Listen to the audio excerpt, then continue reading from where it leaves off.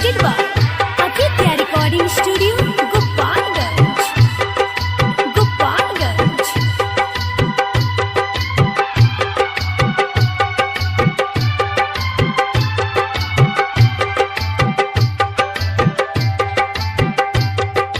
छोड़ दे हब पियल तो मुश्किल होई जियल हो। छोड़ दे हब पियल तो मुश्किल होई जियल हो। दिल से जे के चाहनी उहे खुशी छीन लीहल हो।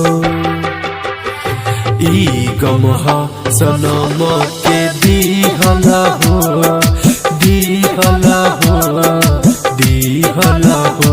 ई गम हा सनम के दीहला हो, दीहला हो, दीहला हो। छोड़ दे हब पियल तो मुश्किल होई जियल हो। छोड़ दे हब पियल तो मुश्किल होई जियल हो। दिल से जे के चाहनी उहे खुशी छीन लीहल हो। ई गम हा सनम के दीहला हो, दीहला हो, दीहला हो। ई गम हा सनम के दीहला हो, दीहला हो, दीहला हो।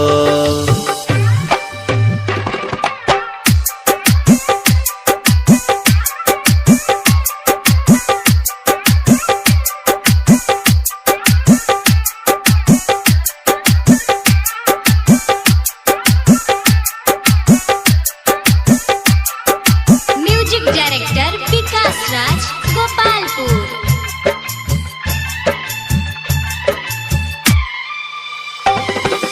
DJ Vikas Mujaffarpur.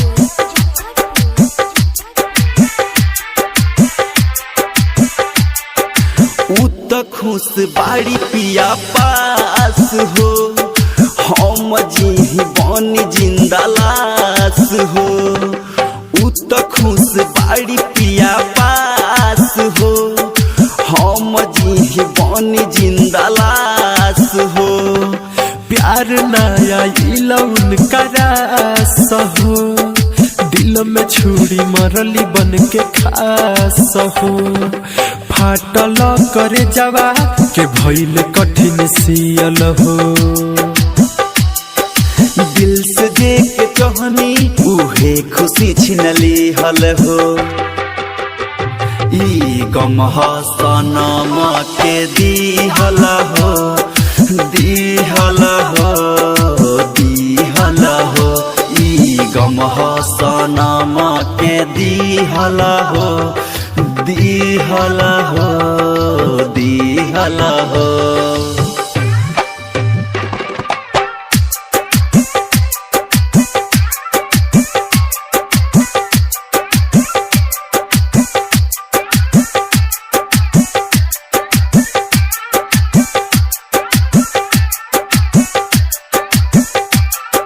Music Director Vikas Raj, Gopalpur.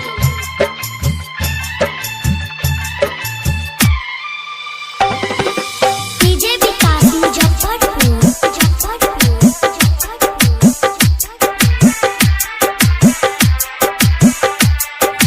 याद आवे बीतल सब बात हो।